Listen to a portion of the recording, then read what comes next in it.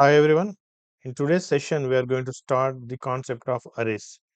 Let us discuss arrays. So before moving on to the definition of an array, I will give the code like for example, we have the variable like this integer a. Okay, so hash include stdio.h is there, int main, everything is there. Just I'm writing the rough code integer a, and we said a equals to 10 and a equals to 20. Like this, we are giving some integer values. Right after this, we are using the statement printf percentage %d and we are printing a. So what would be the output of this code? Right, the output of this code is 40. Why? Because we have declared the integer a only one variable. Right, variable is stored in the memory, the name of the variable is a. Okay, and every memory location is having its own address that is different. Okay, now what is the value we are storing? Integer value. Why integer value? Why the data type is int? What is the value we are storing? 10. In the second statement, 20 means 10 is replaced with 20, 10 is refreshed and new value 20, right?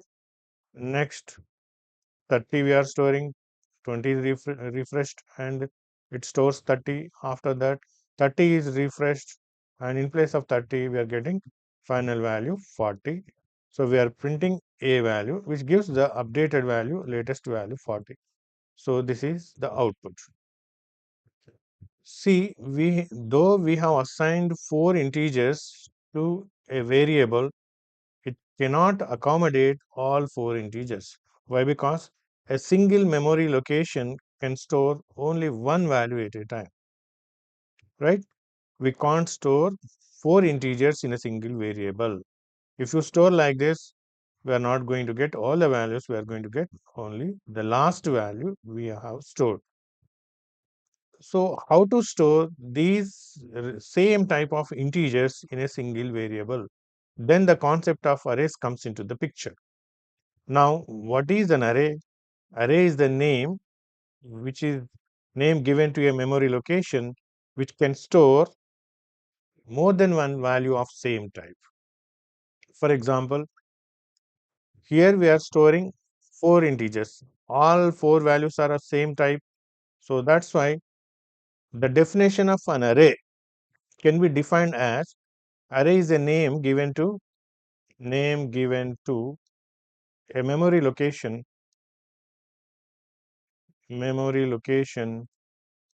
which can store more than one value of same type. This is the definition of the array. A name or variable name which is given to a memory location which can store more than one value of same type. Same type means all values may be integers, all values may be float, all values may be character. But we can't store multiple data values. One is character and one is float. Only same type values can be stored by using arrays. Now, after this, we move on to the next important concept. Array is also known as data structure. Array is also known as the data structure. What do you mean by data structure? Data structure is nothing but a format to organize and to store the data. To store data. Data structure is the method of organizing and storing data, or I can say it is the format for organizing and storing the data. That is the definition of data structure. So in data structures, we can use arrays, we can use stacks, queues, linked lists, double linked lists. That we will discuss in the coming sessions. But first, we are talking about arrays. Arrays is also comes under the data structure, right? This is the definition of the data structure. Now, after this, how many types of arrays are there? Basically, arrays are divided into two types. One is one dimensional array, one dimensional array, and second one is multi-dimensional arrays. Multi-dimensional arrays.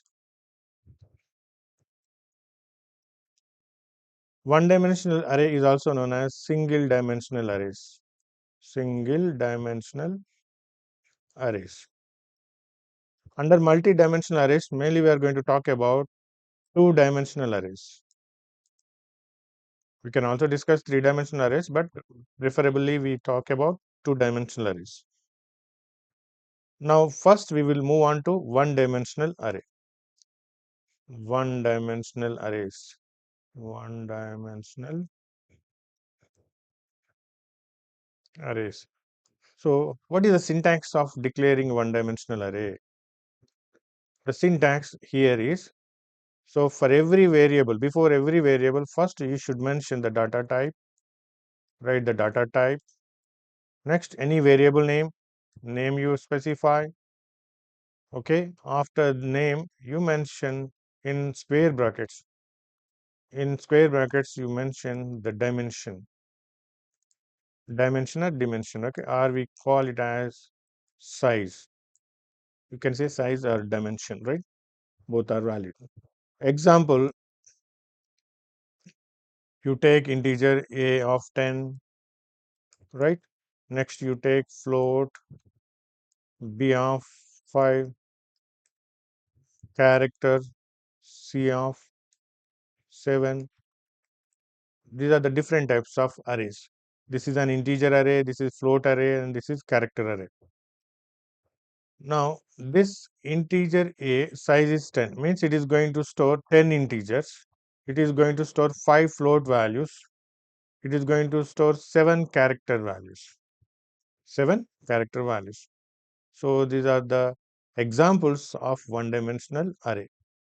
See, now we will see the memory representation. Memory representation of an array. Representation of one-dimensional array. See here, for example, here we have integer a of 5. I have declared array name a of type integer and dimension I have given 5. Whenever we declare like this, then what could be the memory representation, how internally it is stored? The internal structure is like this. Memory representation, it has to store 5 integers, right? So 5 locations it is going to reserve.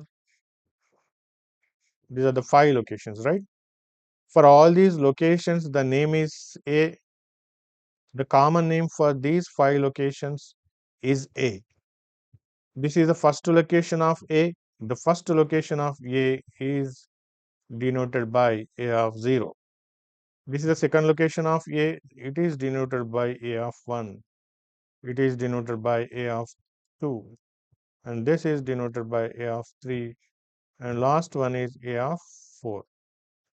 This is the way of naming individual memory locations. Okay. Now, every location is going to contain its own address. Addresses are given by the system. Assume that if the address of the first location is 200, then automatically the address of the second location would be 202. Next, it is 204. This is 206, 208. Why I'm adding plus 2? Why? Because I'm saying that an integer is going to take 2 bytes. In some systems, the incrementation may be with 4, 200, 204. Why 4? Why? Because your system is going to take 4 bytes of memory for an integer. It depends upon the machine architecture, right? Or compiler dependent. So this is a memory representation. So whenever we say integer a of 5, what are the values we have assigned here? We didn't define the values for a. When you don't define what are the values it is going to contain, it is going to contain all values as zeros. All values, if you don't initialize, all the values are filled with zeros. This is very, very important. Now, how much memory is allocated for the array a here? Total how many for how many integers the memory is reserved? 5 integers. For example, you have reserved 5 memory locations, means if an integer takes 2 bytes, 5 2 ja how much? 10 bytes of memory is reserved. Okay, but assume that at runtime we have entered only 2 integers. 2 integers means how much memory it is going to take? Only 4 bytes. The remaining 6 bytes of memory is wasted. So that is some of the drawbacks of array that we will discuss in later classes. But here important thing is, whenever we declare an array with a dimension prior to execution, before the compilation, the amount of memory is allocated, reserved. Though you may use, you may not use, right?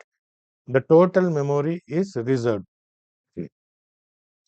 Now we will see how to initialize a one-dimensional array. Initializing one-dimensional array. One-dimensional array. How to initialize? There are 4 methods. Total how many methods? 4 methods for initializing an array. For example, here I am writing like this. First method, integer a, and directly I am mentioning the size 5 is equals to, direct in the single statement I am writing, integer a of 5 is equals to, in opening brace and closing brace, what I am going to do? I am going to give any 5 values, assume that 1, 2, 3, 4, 5 values. Right? I have given 5 values. This is one method of initializing an array. And second method is int. No need of mentioning the dimension here. Directly you can give the values here 1, 2, 3, 4, 5. 4, 5. Second method is also valid. But in the second method, you can enter any number of values. But in the first method here, you mentioned 5. Here you have to enter only 5 values. This is the second method. And third method, here you can write like this, integer a of 5. After saying this, you am writing semicolon. In the next line, what I'm going to do is, I'm going to say a of 0 equals to 1, a of 1 equals to 2, a of 2 equals to 3, a of 3 equals to 4, a of 4 equals to 5. Like this, you can mention. And the fourth method is, you can use for loop, right? And you can use scanf statement. This is the fourth method. See, among these 4 methods, this third method is not preferred. Why? Because you have to write more number of statements for initializing the values. You can use remaining any 3, but third one is not preferable. These are the different ways of initializing a one-dimensional array.